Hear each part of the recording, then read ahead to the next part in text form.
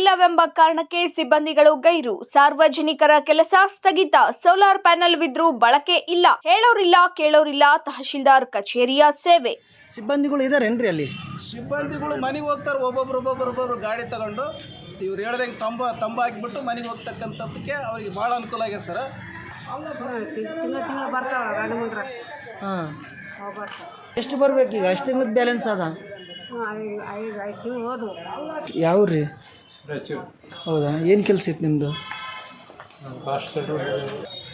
ಯಾವಾಗ ಬಂದಿರಿ? ಬೆಳಿಗ್ಗೆ 10-11 ಆಗಿತ್ತು ಬಂದಾಗ. ಹಾಂ, ಏನಂತಿದ್ದಾರ? ಕರೆಂಟ್ ಇಲ್ಲ ಅಂತೇಳಿ. ಕರೆಂಟ್ ಇಲ್ಲ ಅಂತಂದ್ರೆ ಯಾವಾಗ ಬರ್ತದಂತ ಕೇಳಿದ್ರೆ ನಮಗೆ ಗೊತ್ತಿಲ್ಲಪ್ಪ. ಅಲ್ಲ, ಇವ್ರಿಗೆ ಏನಂದ್ರೆ ಅಧಿಕಾರಿಗಳಿಗೆ ಇಂಥವು ಏನಾದರೂ ನೆಪ ಬೇಕಷ್ಟೇ.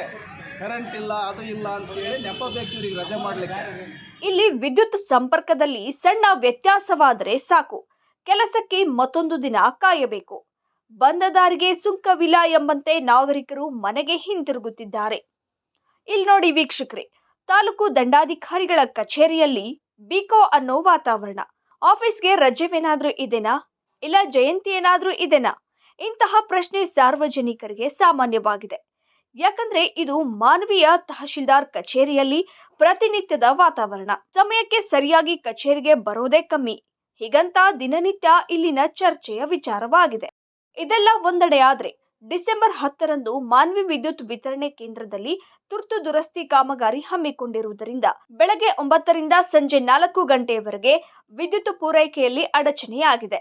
ಇದರಿಂದ ತಹಶೀಲ್ದಾರ್ ಕಚೇರಿಯಲ್ಲಿ ವಿವಿಧ ಸೇವೆಗಳಿಗಾಗಿ ನಾಗರಿಕರು ಪರದಾಡುವಂತಾಗಿದೆ. ಅಲ್ಲ ಯಜಮಾನ, ಯಾವ ನಿಮ್ಮದು? ನಮ್ಮದು ಕಂಬಳತ್ತಿ. ಹಾಂ, ಯಾಕೆ ಇಲ್ಲಿ ಬಂದಿರಿ? ಏನಿತ್ತು ವರ್ಕ್ ನಿಮ್ಮದು?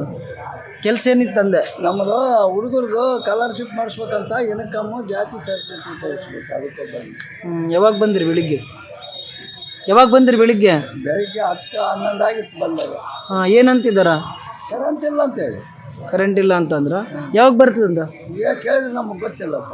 ಅಲ್ಲ, ಅಷ್ಟು ದೂರಿಂದ ಬಂದ್ರಿ, ಕರೆಂಟ್ ಇಲ್ಲ ಅಂದ್ರೆ ನೋಡಿ ವೇಸ್ಟ್ ಅಲ್ಲ. 2 ಕಿಲೋಮೀಟ್ರ್ ಬಂದು 32 ಕಿಲೋಮೀಟ್ರ್ ವಾಪಸ್ ಹೋಗ್ಬೇಕು. ಸರಿ, ಎಷ್ಟು ಬರ್ತದೆ ತಿಂಗಳ? 1200. ಎಷ್ಟು ತಿಂಗಳದ್ದು ಬಂದಿಲ್ಲ ಈಗ? ಎಷ್ಟು? 6 ತಿಂಗಳು ಇದುವರೆಗೆ ಬಂದಿಲ್ಲ. ಏನಂದ್ರೆ ಕರೆಂಟ್ ಇಲ್ಲ ಅಂದ್ರ?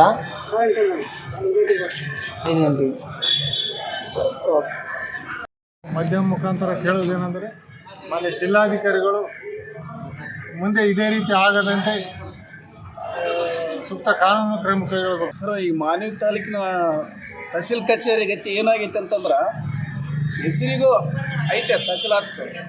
ಜನರು ಹಳ್ಳಿಗಳಿಂದ 30-40 ಕಿಲೋಮೀಟ್ರಿಂದ ಬರ್ತಾರೆ. ರೈತರು ಬರ್ತಾರೆ, ಮುದುಕರು ಬರ್ತಾರೆ, ವೃದ್ಧಾಪ್ಯವೇತನದ ವಿಚಾರ ಮಾಡೋಕ್ಕೆ ಬರ್ತಾರೆ, ಪಾಣಿ ತಗೊಳಕ್ಕೆ ಬರ್ತಾರೆ, ಮತ್ತು ಮ್ಯೂಟೇಷನ್ ತಗೊಳಕ್ಕೆ ಬರ್ತಾರೆ. ಅವ್ರು 30-40 ಕಿಲೋಮೀಟ್ರ್ ಬಂದು ವಾಪಸ್ ಮತ್ತೆ ಖರ್ಚಿಟ್ಕೊಂಡು ಮನೆಗೆ ಹೋಗ್ತಕ್ಕಂಥ ಪರಿಸ್ಥಿತಿ ಆಗಿಬಿಟ್ಟದ. ಇವ್ರಿಗೆ ಏನಂದ್ರೆ ಅಧಿಕಾರಿಗಳಿಗೆ ಇಂಥವು ಏನಾದರೂ ನೆಪ ಬೇಕಷ್ಟೇ. ಕರೆಂಟ್ ಇಲ್ಲ, ಅದು ಇಲ್ಲ ಅಂತೇಳಿ ನೆಪ ಬೇಕು ಇವ್ರಿಗೆ ರಜೆ ಮಾಡಲಿಕ್ಕೆ.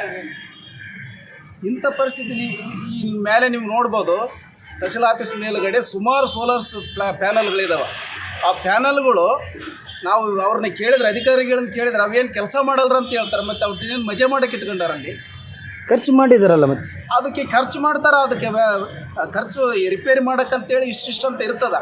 ಅದನ್ನು ಉಪಯೋಗ ಮಾಡಿ ಸರಿ ಮಾಡಿ ಜನರಿಗೆ ನ್ಯಾಯ ಕೊಡ್ತಕ್ಕಂಥ ಕೆಲಸ ಆಗ್ಬೇಕು. ರೈತರಿಗಾಗಲಿ ಸಾಮಾನ್ಯ ಜನರಿಗಾಗಲಿ ಅವ್ರಿಗೆ ನ್ಯಾಯ ಕೊಡ್ತಕ್ಕಂಥ ಕೆಲಸ ಆಗ್ಬೇಕು. ಸಿಬ್ಬಂದಿಗಳು ಇದಾರೇನ್ರಿ ಅಲ್ಲಿ? ಸಿಬ್ಬಂದಿಗಳು ಮನೆಗೆ ಹೋಗ್ತಾರೆ. ಒಬ್ಬೊಬ್ರು ಗಾಡಿ ತಗೊಂಡು ಇವ್ರು ಹೇಳ್ದಂಗೆ ತಂಬ ಹಾಕಿಬಿಟ್ಟು ಮನೆಗೆ ಹೋಗ್ತಕ್ಕಂಥದ್ದಕ್ಕೆ ಅವ್ರಿಗೆ ಭಾಳ ಅನುಕೂಲ ಆಗಿದೆ ಸರ್.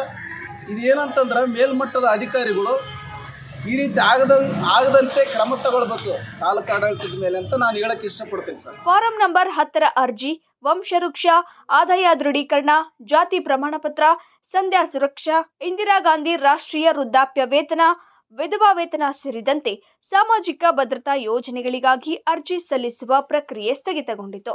ಆದರೆ ಶಾಲೆ ಕಾಲೇಜು ವಿದ್ಯಾರ್ಥಿಗಳು, ಹಿರಿಯ ನಾಗರಿಕರು, ಜನಸಾಮಾನ್ಯರು ಅಗತ್ಯ ದಾಖಲೆ ಪಡೆಯಲು ಕರೆಂಟ್ ಬರುತ್ತದೆ ಎಂಬ ದಾರಿ ಕಾಯುವಂತಾಗಿದೆ. ಇನ್ನು ಸಾರ್ವಜನಿಕರಿಗೆ ಕಚೇರಿಯ ಕೆಲಸ ಕಾರ್ಯ ಸುಗಮವಾಗಿ ನಡೆಸುವ ಉದ್ದೇಶದಿಂದ ಲಕ್ಷಾಂತರ ರೂಪಾಯಿ ಖರ್ಚು ಮಾಡಿ ಸೋಲಾರ್ ಪ್ಯಾನೆಲ್ಗಳನ್ನು ಅಳವಡಿಸಿದ್ದಾರೆ. ಬಹುವರ್ಷಗಳಿಂದ ಅವುಗಳು ಕೂಡ ಕಾರ್ಯನಿರ್ವಹಿಸುತ್ತಿಲ್ಲವೆನ್ನುವುದು ಬೇಸರದ ಸಂಗತಿಯಾದರೆ ಇಂತಹ ಎಲ್ಲ ಸಂದರ್ಭಗಳಲ್ಲೂ ನಾಗರಿಕರು ಬಂದ ದಾರಿಗೆ ಸುಂಕವಿಲ್ಲ ಎಂಬಂತೆ ಮನೆಗೆ ಹಿಂತಿರುಗುತ್ತಿದ್ದಾರೆ.